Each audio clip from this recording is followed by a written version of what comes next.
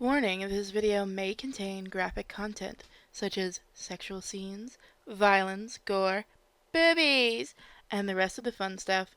Please be over 18 to view this, and don't say we didn't warn you, little sinners. Endlessly searching for an original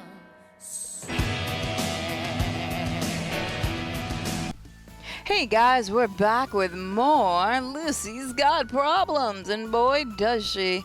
Let's go ahead and drop back in. One of her big problems is I'm voicing her.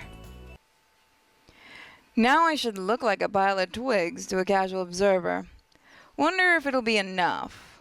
Now what I'll probably end up doing is 2 different recordings of each one. I'm debating it. One for YouTube where I use the censored version, and the one I use for Patreon. Finally, I crawled to the other side of the pile. The forest at this side of the dead wood looked different. Maybe too different. Little itty-bitty jiggle. A tiny blue glowing orb appeared out of the tree crown above my head. It floated around me for a bit and then fell apart in the air with a crackle. I saw several more blue flashes among the trees in front of me. Oh wow! Looks like this part of the forest is very magical. And it would be natural for someone who's good in magic and artifacts to live here. Perfect. I just need to find them. Indeed, what's so hard in searching a small patch of forest? At least that's what I was thinking initially. But the more I was wandering the depths of the magical grove, the more lost I felt. One tree would seem familiar, but then I found its twin growing right behind my back. Sometimes I would stumble upon overgrown trails that eventually disappeared in the grass or led to the spot I started from. Finally, I came to a road. Why was there a road in a magical grove? That I didn't know, but going along the road was better than endlessly wandering among the trees. Soon the road parted in two. A wide paved path went straight, getting obscured by bushes. A narrow but well-packed trail winded to the left of it. So we have a choice to go here.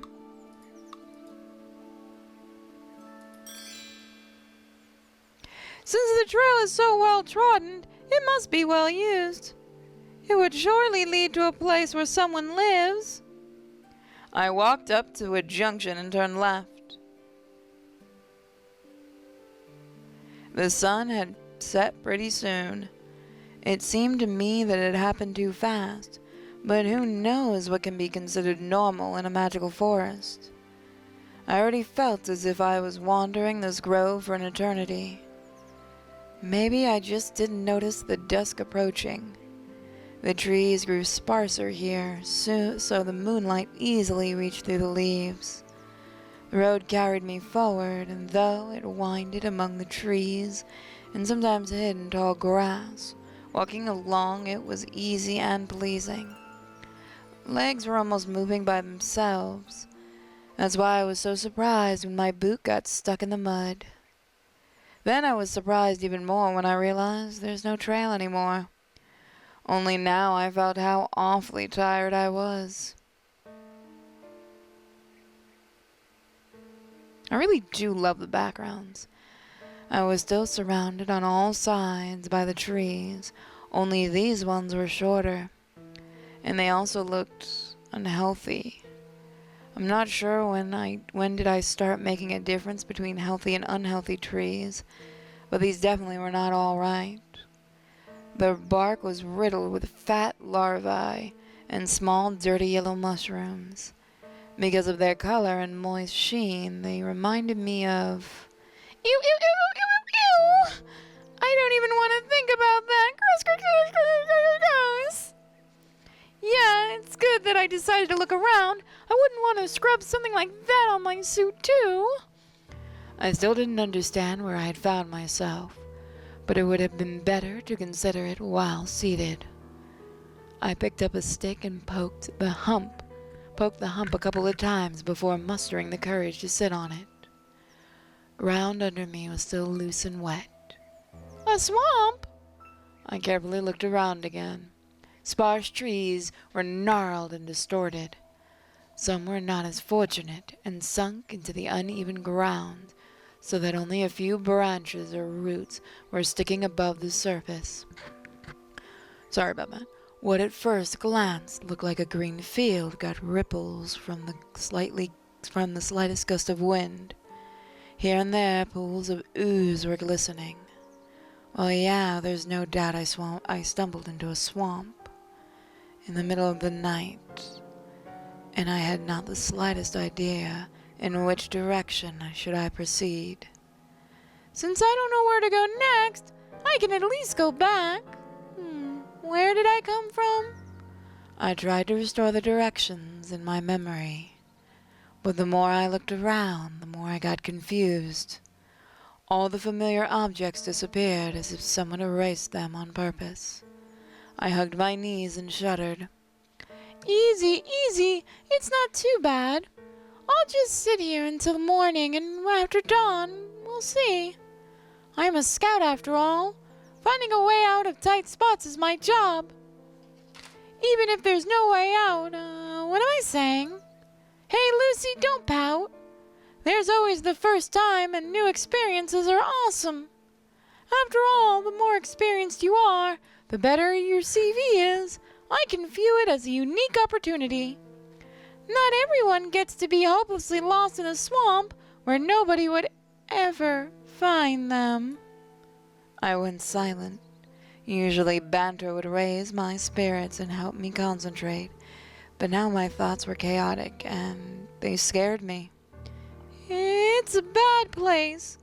I gotta get out of here as soon as possible. I shrunk.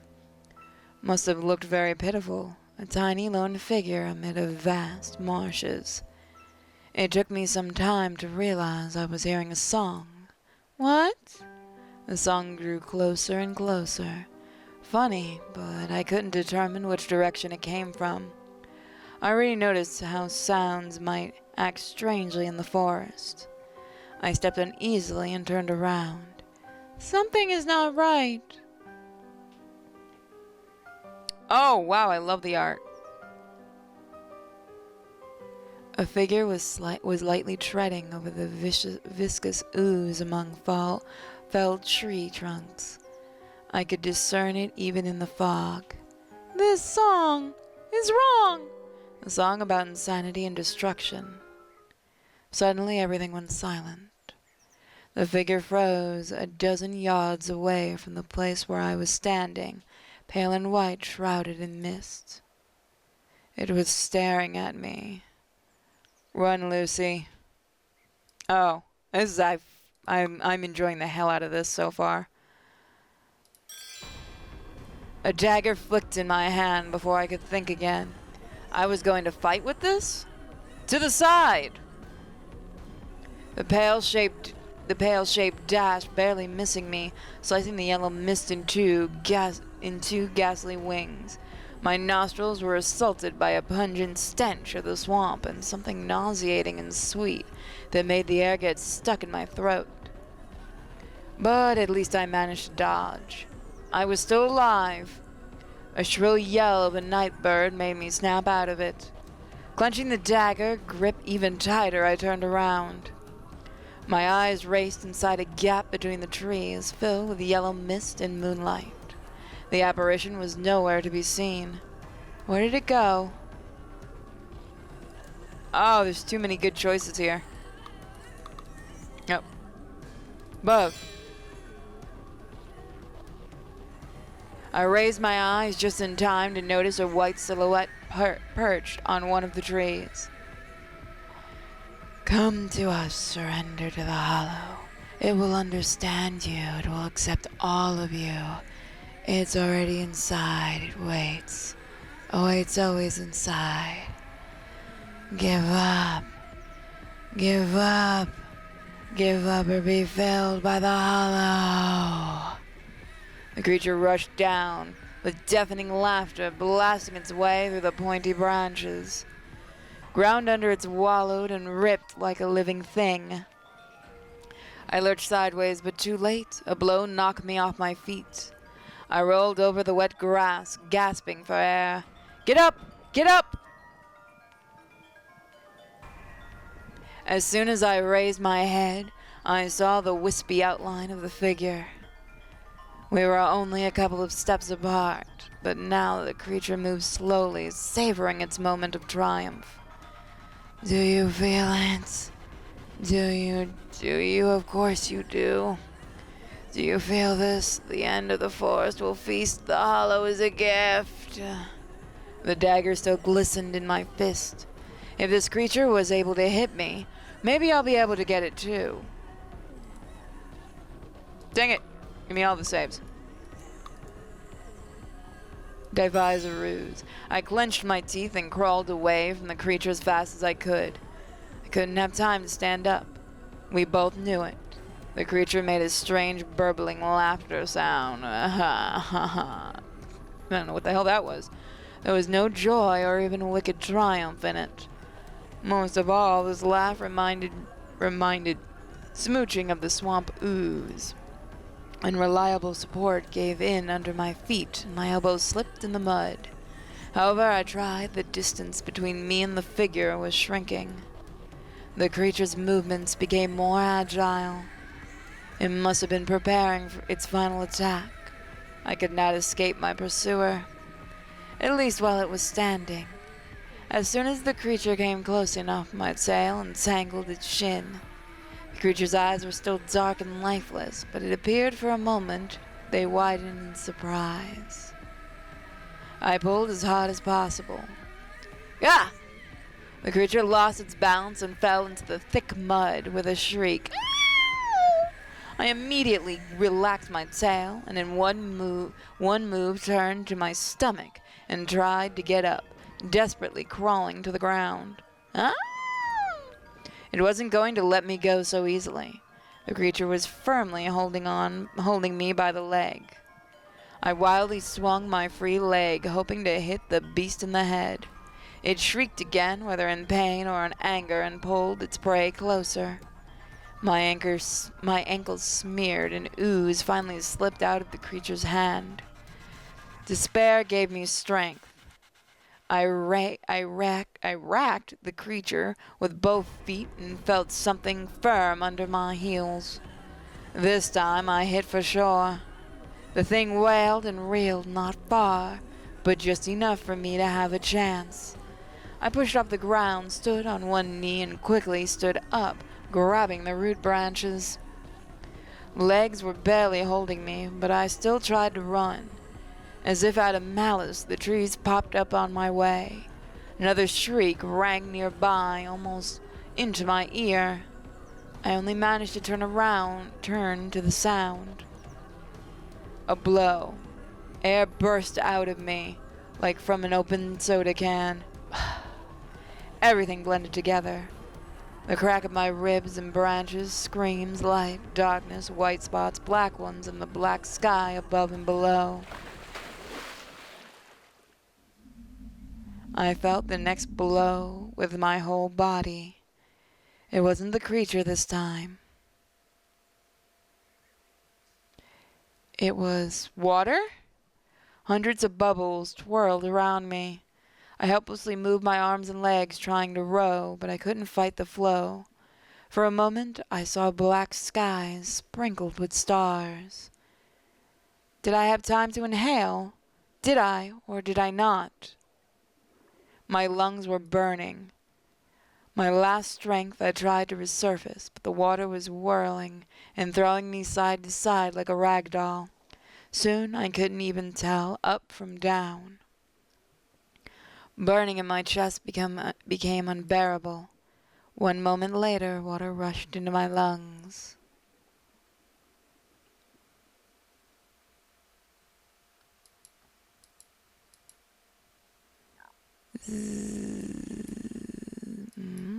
Bzzz. The buzz of an alarm clock became more and more annoying. I reluctantly wallowed under the blanket. Warmth was flowing over my body, except maybe left foot. That was blowing over by a pleasant breeze. 5 more minutes. Bzzz. Insolent clock. I told you, 5 more minutes. Who's enchanting this junk? I wriggled again, this time with displeasure. My consciousness slowly cleared, even though I was against it. Why is this despicable piece of trash spoiling my morning? Bzzzt. Shut up, I said. Without opening my eyes, I swung my hand in the air, slipped up the bed, and found myself in the water. Ah! Why is there a flood in my room? I started flailing my arms and legs in panic, and painfully hit my knee over the floor. I mean the river bottom. Yeah, it definitely was the river bottom. Through transparent greenish water, I could see a colorful little stones. Tiny fish already got used to my legs' existence and decided to play catch around them. And of course, there was no bed nearby. Instead, there was a huge log that lazily floated away from me down the stream. Bzzz. Wait. I'm not in my barracks. I'm standing waist deep in the effing river. Why is there an alarm clock? I started looking around in search of the source of the sound. Right above my head was a huge mosquito. If a creature the size of a boar could still be called a mosquito. Ah! Get away, go away, go away, go away, go away, go away! Judging by the sound, the mosquito did an attack maneuver above my head. I haven't seen it myself because I was busy running in circles screaming. Until I finally stumbled on something and splashed face first into the water again. When I turned my back and stared up, the mosquito above me was gone. Phew! It's probably flew away to find a more cooperative dinner.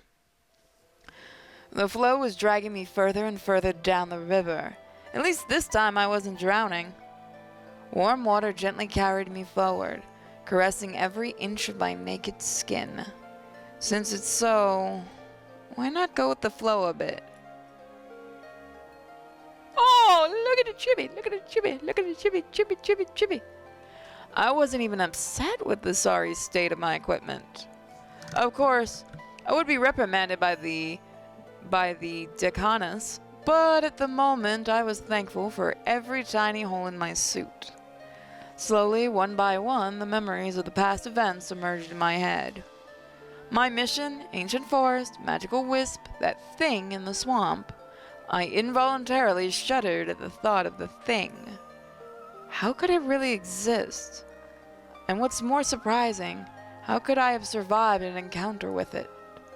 I felt a transient touch. Huh? Must be a small fish. Something touched my thigh again. We'll find out what that thing was next time. Thank you guys for joining me for more Lucy's Got Problems. If you want to pick up this game, you can get it on Steam. And you can get the patch to get the uncensored version on the creator's Patreon. I highly suggest this game. I'm having a lot of fun with it. And I want to thank you all for enjoying these videos. And hey, creators. Hi. I could use some fan art. Thank you guys for joining me. Bye, everyone. Don't forget to check out all my links in the description. Bye.